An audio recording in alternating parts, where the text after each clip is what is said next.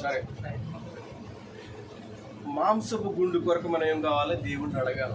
ప్రభువా, ఎంత విన్నా కూడా నేను మొండివాడిగానే వస్తూనే ఉన్నాను ఇంతవరకు. ఏమని అడగాల? అయ్యా, బోధకులు ఏమి గొడవ లేదు, బోధ వాక్యం జరుగుతూనే ఉందా? ఏ సంఘంలో వాక్యం ఆపేడు దేవుడు ఇంకా ఆపలే. వాక్యం ప్రకటించబడుతూ ఉంది. సువార్థికులు పట్టణాలకు పల్లెలకు వెళ్ళి సువార్త ప్రకటిస్తూ ఉన్నారు. ఎన్నో శ్రమలు పడుతున్నారు, ఎన్నో కష్టాలు పడుతూ, తినడానికి ఒక పూట ఉంటే ఒక పూట లేకుండా వాళ్ళు పడుతూనే ఉన్నారు. దేవుడు మన పైన కనికరం చూపించి నిన్ను మార్పడం కొరకు ఏం చేస్తా ఉన్నాడో వాళ్ళు వాడుతూ ఉన్నాడు. కానీ నువ్వేం చేస్తున్నావు? నీ గుండెని ఏం చేసుకుంటున్నావు? రాతి గుండెలా మార్చేసుకుంటున్నావు. ఎంత విలువైనటువంటి సందేశం నీ దగ్గరికి వచ్చినా నువ్వేమనుకుంటున్నావు? ఉన్నడే మామిడికాయ గాడి తీర్పు తీసినట్టు నువ్వేమంటున్నావు? ఎవడు మారాడు అంటున్నావు. ఏమంటున్నావు? ఎవడు మారాడు? వీడు అలాగే బెదిరిస్తున్నాడు. వీడు ఏం చేస్తున్నాడు? ఈ పుల్లటి మామిడికాయ తిన్నవాడు ఏమంటున్నాడు? అన్ని చెట్టు ఫలాలు ఎలా ఉంటాయంట? పుల్లగానే ఉంటాయంట. అంటే తీపి కాయలు వీడికి తెలీదా? ఇప్పుడు తినలేదా? ఎవడు మంచిగా బోధించు వాళ్ళు చూడలేదా? ఉన్నారు కదా. అలా మనం చూసేటువంటి విధానాన్ని కూడా మనం మార్చుకుని మన భక్తి జీవితాన్ని మనం కాపాడుకుంటూ మనం వెళ్ళాలా. దేవుడు ఏదైతే చెప్తున్నాడో అది విని మనం మన జీవితంలో మార్పును కలిగేటటువంటి విధానంగా మనం మార్చబడాల. ప్రభుకి ఇంకా నీలో రాతి గుండు ఉన్నదేమో, ఈరోజు ఏమడుగుదాం? రాతి గుండెని తీసే ప్రభువా, ఇంకా నేను ఏదో నాకు అన్నీ తెలుసు అని అనుకుంటున్నాను, ఇంకా నాకేం తెలియలేదు, నా గుండె ఎలా అయిపోయింది? రాతిగా మారిపోయింది, ఇంకా కరగట్లేదు, అది మూర్ఖంగా మాట్లాడుతున్నాను నేను. ఇంకా ఈ రాతి గుండెని బట్టి నేను ఏం చేస్తున్నాను? ఎదుటివాడికి తీర్పులు చేస్తా ఉన్నాను. అయ్యో, నేను మారిపోయానేమో, నేను ఇంకా కరెక్ట్గా ఉన్నానేమో, ఇంకా కరెక్ట్ అయిన జీవితం జీవిస్తున్నానేమో, నేను ఏమవుతున్నా, నేనేం చెప్తున్నాను? ఈరోజు తీర్పులు తీర్చేస్తా ఉన్నాను. ఇంకా మారాల్సింది ఎవరండి? నేనే ఇంకా మారాలా. దేవుడి దగ్గర ఇంకా స్ట్రాంగ్గా నేను లేను అనుకుంటున్నాను. నువ్వు స్ట్రాంగ్గా ఉన్నావని లేదు. దేవుడు నిన్ను జల్లిడి పడితే ఏమైపోతావో, దేవుడు నిన్ను చూస్తే పోగబడతావా, తేలిపోతావా? దేవుడు అంతే నీ కొరింథీ సంఘానికి రాష్ట్ర దేవుడు ఏం తెలియజేస్తాడంటే ఆయన రాకడ కొరకు సిద్ధపాటు కలిగి ఉండాలట. ఎవరమ్మా? ఆయన రాకడ కొరకు ఏం పడి ఉండాలా? ఎదురు చూసి వారిగా ఉండాలి, సిద్ధపడే వారిగా ఉండాలి. ఎవరుంటారు ఇలాగా? అమ్మా, ఎవరు ఎత్తపడతారు ప్రభు యొక్క రాకడలో? చెప్పగలరా మీరు? ఎవరు ఎత్తపడతారు? ఏ లోపము లేని వారు మాత్రమే ఎత్తపడతారట. గుర్తుపెట్టుకోండి. ఎవరో ఏ లోపము లేదు అంటే ఏ పాపం నీలో కనిపించకూడదో ఎత్తబడాలంటే. లేకపోతే ఏం చేయబడతాం మనం? విడవబడతాం. విడవబడేటువంటి గుంపులో మనం ఉండకూడదు. యేసుక్రీస్తు రాకడ కొరకు మనం ఏం చేయాలో ఎదురు చూస్తూ మనం బ్రతకాల. ఎందుకు? ఏ లోపం మనలో ఉందో, ఏ పాపం మనలో ఉందో, ఏ అతిక్రమం మనలో ఉందో, ఏ దోషం మనలో ఉందో అని మనం దేవుడి దగ్గర ఏం చేసుకోవాలా? సరి చేసుకుంటూ దేవుని రాకడ కొరకు ఎదురు చూసేటువంటి ధన్యతలో మనకి ఉండాలి. ఆ సంఘంలో మనం ఉంచాలనుకుంటున్నాడు ప్రభు. ఈ సంఘంలో సిద్ధపాటు కలిగిన సంఘంలో, ఏ లోపం లేని సంఘంలో మన ప్రభు ఉంచాలనుకుంటున్నాడు. ఈ సంఘంలో ఏ లోపం లేని వారు మాత్రమే ఎత్తబడతారు. గుర్తుపెట్టుకోవాలి. ఏ లోపం లేనటువంటి వారు. ఫిలదెల్ఫియా సంఘానికి తెలియజేసినటువంటి మాటలే మనకి దేవుడు తెలియజేశారు. ఎందుకు? ఆ సంఘములో ఎలాగైతే స్తంభములుగా నాటాలనుకుంటున్నాడు, నిన్ను నన్ను కూడా ఉంచాలని అనుకుంటున్నాడు. ఆయన రాకడ కొరకు ఎదురు చూసేవారుగా ఉండాలని ఈ మాటలు మనకి తెలియజేస్తూ ఉన్నాడు. అర్థమవుతుందా? ఆయన రాకడ కొరకు ఎదురు చూసేవారిగా, ఆయన సంఘంలో ఒక స్తంభముల వలె ఉండేవారుగా. ఇంకొక 2 మాటలు మీకు చూపించబోతుంది ఇదే వాక్యంలో. చూడండి, అదే ప్రకటన గ్రంథంలో 3:12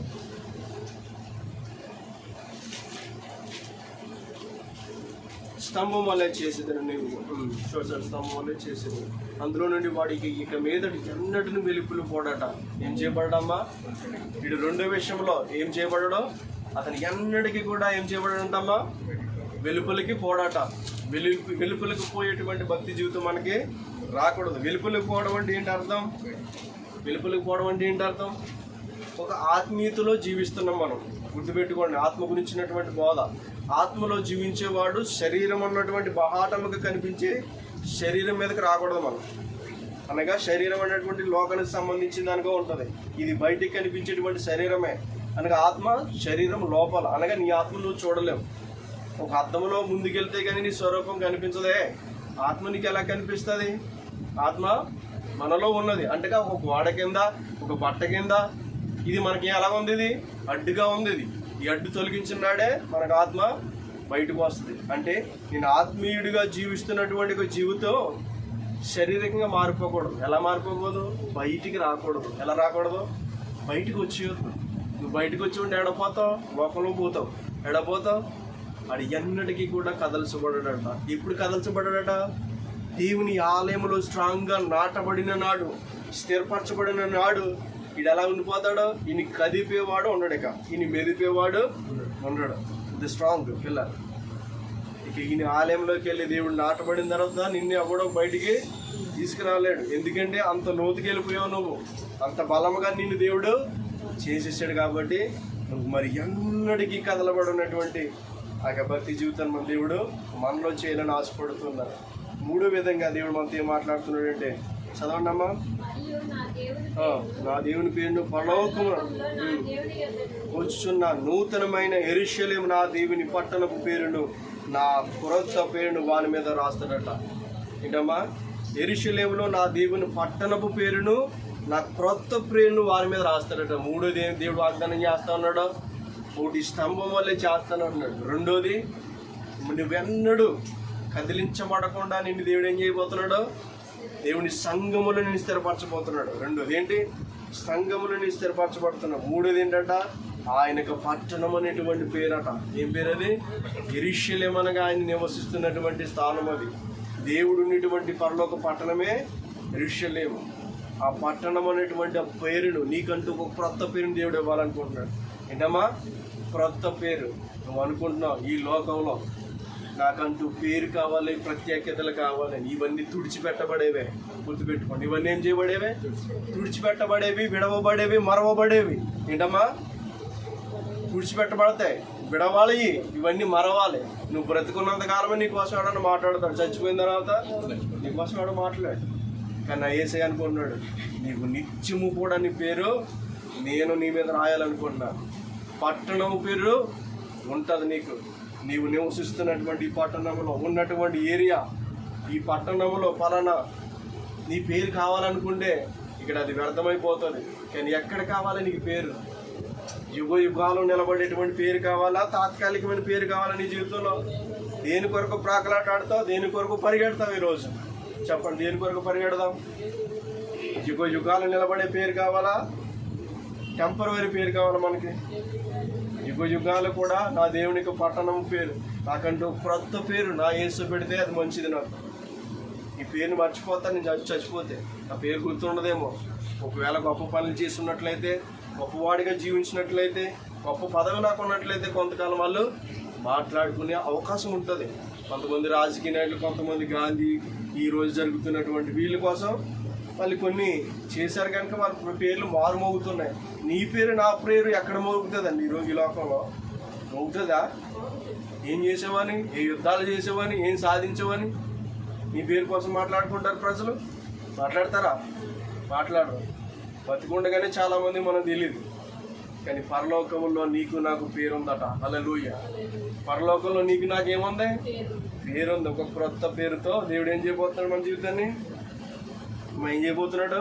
క్రొత్త పేరుతో దేవుడు నిన్ను నన్ను పిలుస్తూ ఉన్నాడు.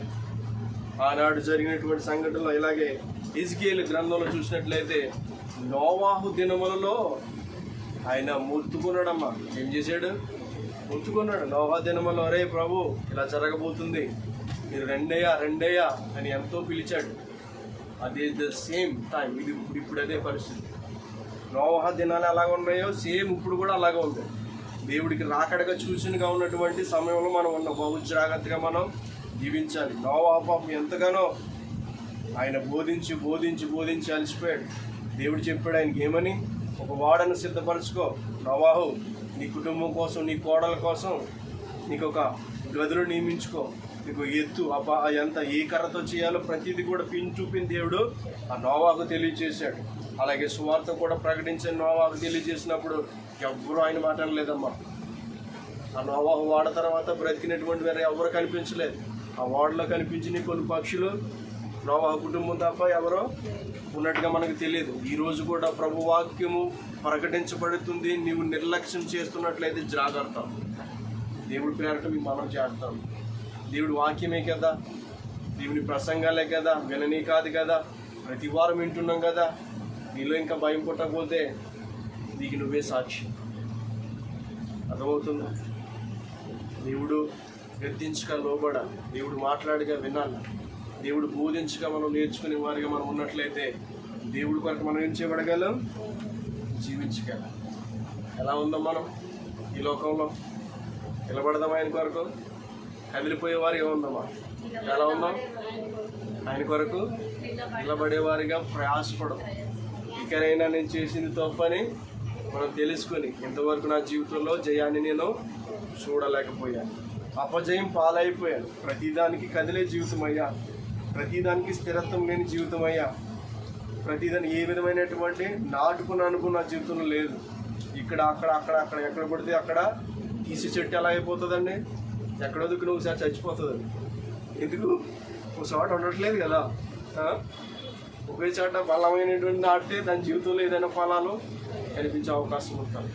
కానీ అలా కాదు. కానీ నా యేసుక్రీస్తు ప్రభు దేవుని ఆలయంలో ఒక స్తంభం వల్లే మన జీవితం ఉండాలని ప్రభు పేరిట మీకు మనవి చేస్తూ ఉందా? అలా ఉందామా మన జీవితంలో? అమ్మా ఉందామా? ఒక పాట జయించు వారితో కలసి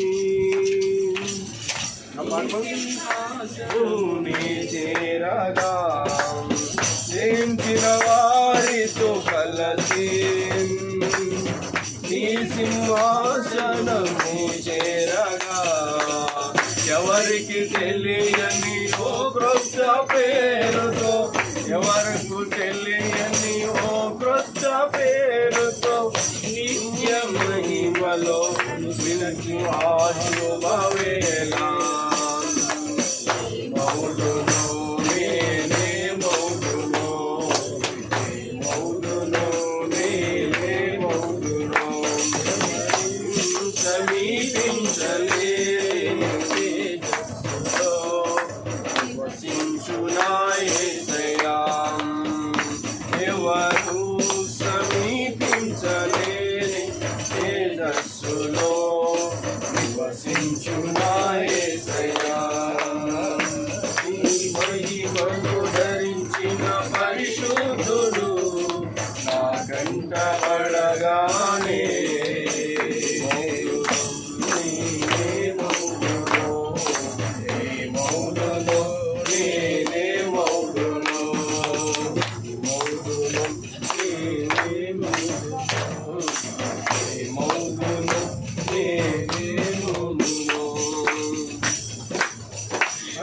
మహిమను విరచి నీ పాద పద్మములపై వరిగి, పరలోక మహిమను విరచి నీ పాద పద్మములపై వరిగి, పరలోక సమూహాలతో కలిసి నిత్యారాధన చేయుట శాంతమే, పరలోక సమూహాలతో కలిసి నిత్యారాధన చేయుట శాంతవేళ, నేనే మౌదును మౌదును నేనే మౌదును మౌదును నేనే మౌదును మౌదును నేనే మౌదును సమీపించలేని తేజస్సులో వసించునా యేసయ్యా, ఎవరు సమీపించలేని తేజస్సులో వసించునా యేసయ్యా, ఇహలోక బంధాలు మరచి నీ ఎదుటే నేను నిలచి, ఇహలోక బంధాలు మరచి నీ ఎదుటే నేను నీవిచ్చు బహుమతులు స్వీకరించే నిత్యానందంతో పరవశించు వేళ, నీవిచ్చు బహుమతులు స్వీకరించే నిత్యానందంతో పరవశించు వేళ,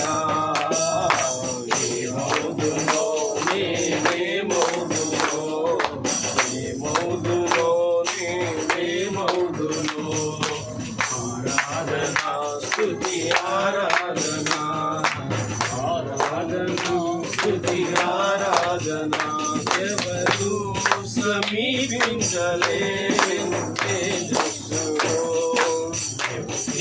నా యేసయ్యా ఎవరు సమీపించలేని తేజస్సులో నా యేసయ్యా నీ మహిమను ధరించిన పరిశుద్ధులు కంటబడగానే నీ మహిమను ధరించిన పరిశుద్ధులు కంటబడగానే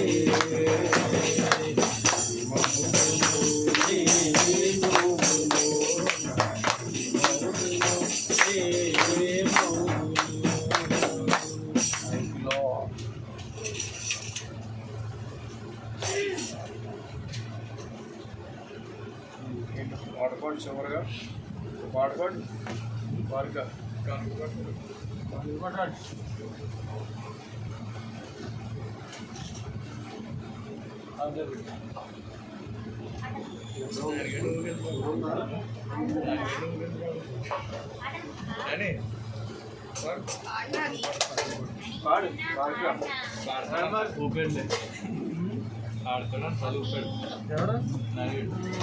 కరుణా సాగర యేసయ్యా కను పాపలను కాచితివి ఉన్నతమైన ప్రేమతో మనసున మహిమగా నిలిపితివి ఉన్నతమైన